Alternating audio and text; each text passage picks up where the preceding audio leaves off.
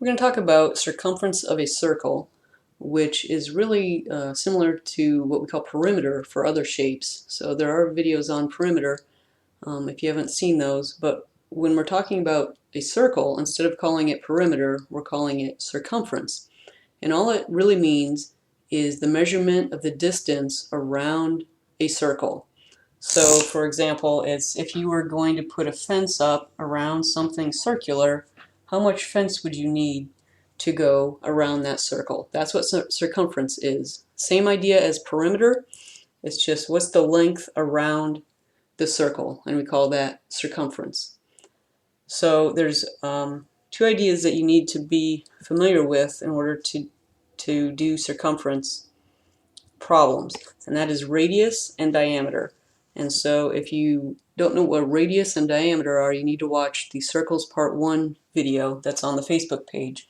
Because if you look on your formula sheet, they give you the formula for circumference. It's under the perimeter section, and it says circumference, which is C, equals 2 times pi times r, or C equals pi times d. And in these formulas, r means radius, d means diameter. Again, if you don't know what those mean, you need to watch the video on the Facebook page. So the thing that you might not have been exposed to is this symbol called pi. You write it, pi is pi, like that. They give you that it equals 3.14. So this symbol is just, it represents a constant. It represents this number. It's actually, can also be represented as a fraction, 22/7. And if you multiply that out, you'll see you get a huge, long, infinite number, but they round it to 3.14. So in the GED test, you can just use 3.14. So anytime you see this pi symbol, you can just substitute 3.14. So this really means C equals 2 times 3.14 times the radius, or circumference equals 3.14 times the diameter. We're just substituting 3.14 in for the pi symbol. People generally just use pi because, again, it is this huge long number, but it can be rounded to 3.14. So rather than saying 3.14, you just say pi. So this might seem strange at first that there are two formulas for circumference, but if you remember the relationship between radius and diameter, the diameter is the full length across the middle of a circle. The radius is half that length. So the radius is half of the diameter. So these two formulas are actually the same because 2 times the radius is the same thing as the diameter. If the diameter of a circle is 10, the radius is half of that, so the radius is 5. So 2 times 5 gives you the diameter. So 2 times the radius is really the same thing as the diameter. So it doesn't matter which formula you use, you just need to understand the relationship between radius and diameter. So we're going to do a few examples here.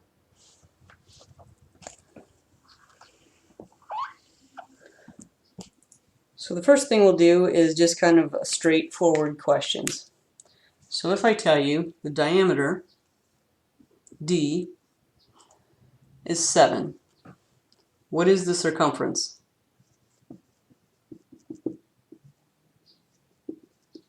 I'm going to abbreviate circumference as C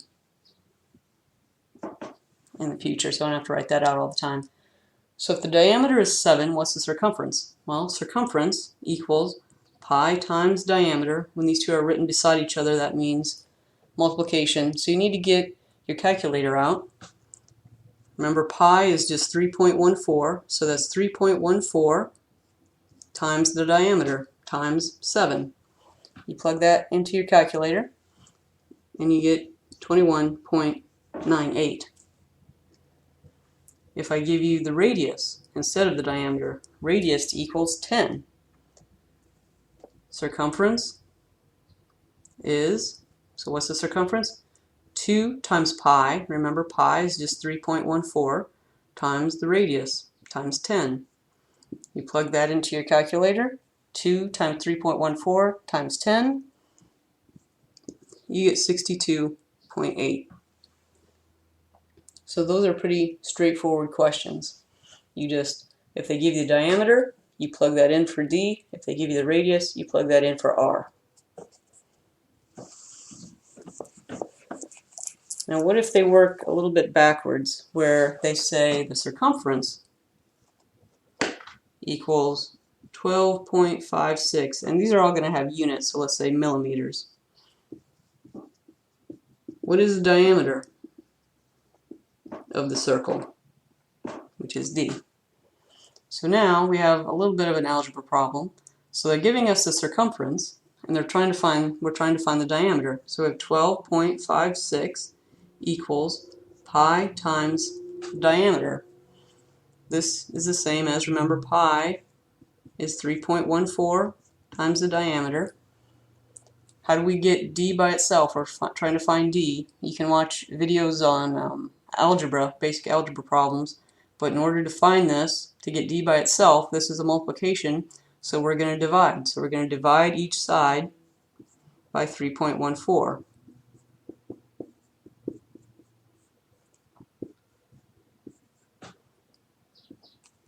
This cancels out, so we have 12.56 divided by 3.14. You plug that into your calculator, and you get 4 equals D, or D equals 4, since you can flip them around. So the diameter is 4. So if they give you the circumference asking for the diameter, you just put the numbers in the formula. Circumference, C equals 12.56 equals pi times diameter. You write it out, put the numbers in for pi, and then this is an algebra problem, which again, if you don't know how to do that, watch the videos on Facebook regarding algebra. But since this is a multiplication, to get rid of the 3.14 and get D by itself, you just divide. What times 3.14 is going to give you this? You just divide this by this. So 12.56 divided by 3.14 is 4. That's what your diameter is. What if they say the circumference is 18.84 meters? What is the radius? So again, we have the formula. C, 18.84 equals 2 times pi. We're going to put 3.14 in there, times r, because we're looking for the radius, so we're going to use this formula. 18.84 equals 2 times 3.14 times r. So we can do, what's 2 times 3.14? 6.28 times r. We need to get r by itself, so we can solve for that. We just divide 18.84 divided by 6.28.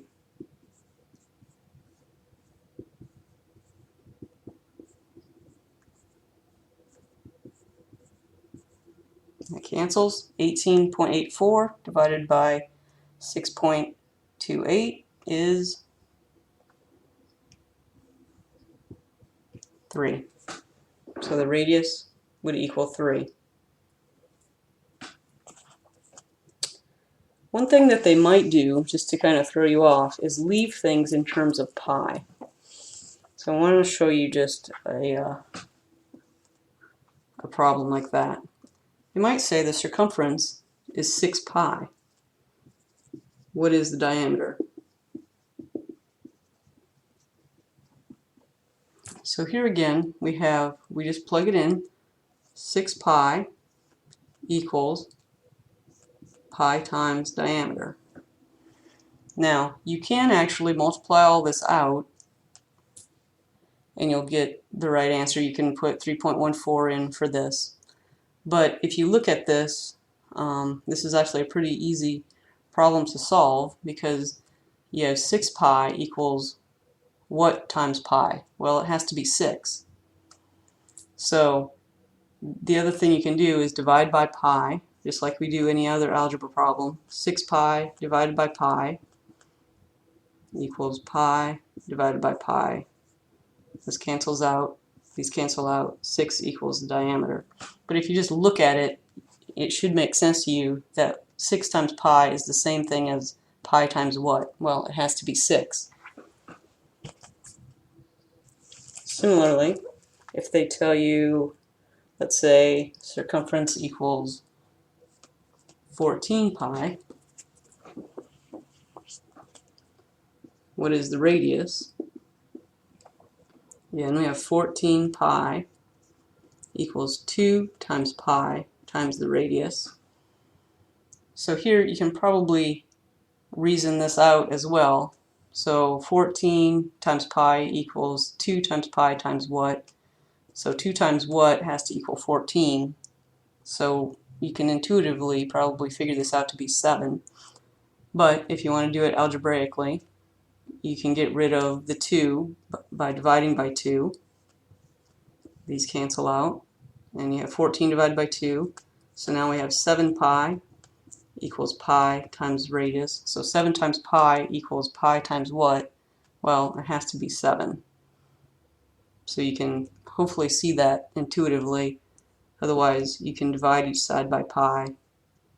They cancel out, and you get 7 equals the radius. So don't get thrown off if they leave things in terms of pi. This is just a constant number. So you can still, these are almost easier problems where you can just look at them and see what has to be multiplied by that pi to get the answer. The other thing is that they're probably not going to give you straightforward questions. They may put them in form of word problems, which you just need to be able to recognize from a word problem when you have to do circumference problems. So let's say they say a rod is bent. No, let's say a rod that is 10.38 feet is bent to form a circle. What is the radius of that circle? So you have a rod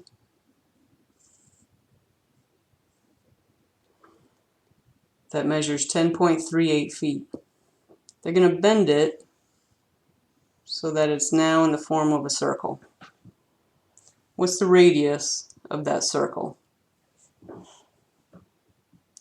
So here you need to recognize that, again, around the length around the circle is circumference.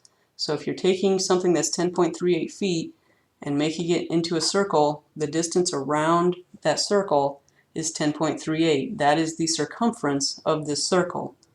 So we know the circumference is 10.38. So what's the radius is the question. And so this is back to a problem like we just did. So C equals 2 pi r. C is 10.38 equals 2 times pi times r. So 10.38, you plug in 3.14, and for pi, you get your calculator out. 10.38 equals 6.2 times 3.14 is 6.28 times r. You divide each side by 6.28 in order to get the radius.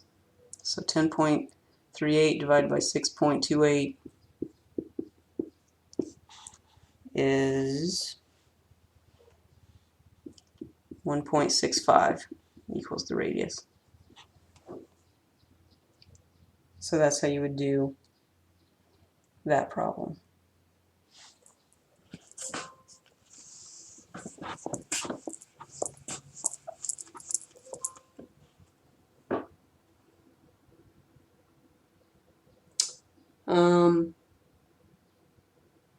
Let's do one more kind of word problem. So Tim measures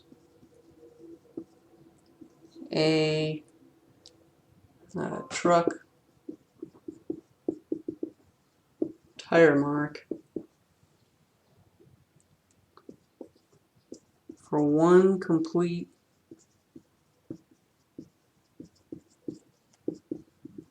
revolution as 100.48 inches long. What is the diameter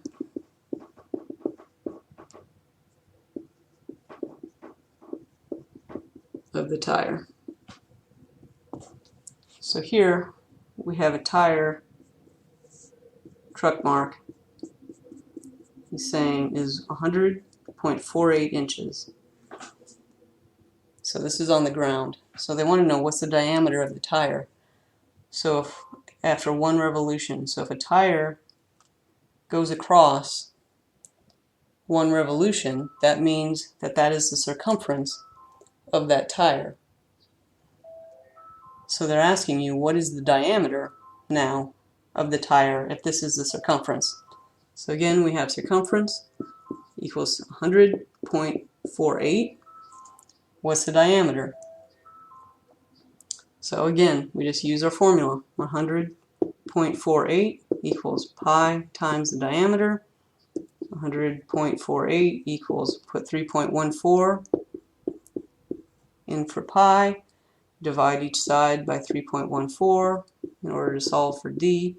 100.48 divided by 3.14 is 32. That's the diameter. So don't get scared off if you see word problems. Think about what they're asking you and know that what circumference is the length around a circle.